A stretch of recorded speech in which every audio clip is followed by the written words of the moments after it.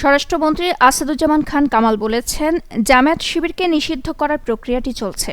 প্রক্রিয়াটি শেষ হলে যে কোনো সময় ঘোষণা দেওয়া হবে। আজ বুধবার ৩১ জুলাই সন্ধ্যায় সচিবালয়ে সাংবাদিকদের প্রশ্নের জবাবে স্বরাষ্ট্রমন্ত্রী এই কথা বলেন। জামায়াতে ইসলামী ও ছাত্র শিবিরকে নিষিদ্ধ করে আজ সরকারি প্রজ্ঞাপন জারি করা হতে পারে বলে জানিয়েছেন আইনমন্ত্রী আনিসুল হক।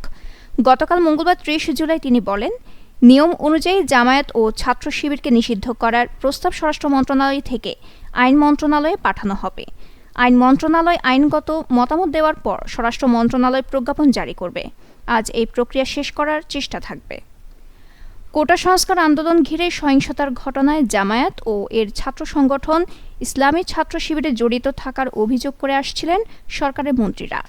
এমন পরিপ্রেক্ষিতে গত সোমবার আওয়ামী লীগের নেতৃত্বাধীন ১৪ দলীয় সভায় জামায়াত শিবিরকে নিষিদ্ধ করার বিষয়ে একমত হন ওই জোটের শীর্ষ নেতারা। আওয়ামী লীগের সভাপতি ও প্রধানমন্ত্রী শেখ হাসিনার সভাপতিত্বে সেই বৈঠক হয়। প্রসঙ্গত, আদালতের রায়ে নির্বাচন কমিশন ২০১৩ সালে জামায়াতের নিবন্ধন বাতিল করে। জামায়াতের পক্ষ থেকে হাইকোর্টের রায়ের বিরুদ্ধে আপিল করা হয়েছিল। তবে সুপ্রিম কোর্টের আপিল বিভাগ ২০২৩ সালের ১৯ নভেম্বর জামায়াতের পক্ষের আপিল খারিজ করে দিয়েছেন। ফলে দলটি নিবন্ধন বাতিলের সিদ্ধান্ত বহাল রয়েছে। ১৯৭১ সালে মহান মুক্তিযুদ্ধে যুদ্ধাপরাধের দায়ে জামায়াতের শীর্ষ নেতাদের ফাঁসির রায়ও কার্যকর করা হয়েছে।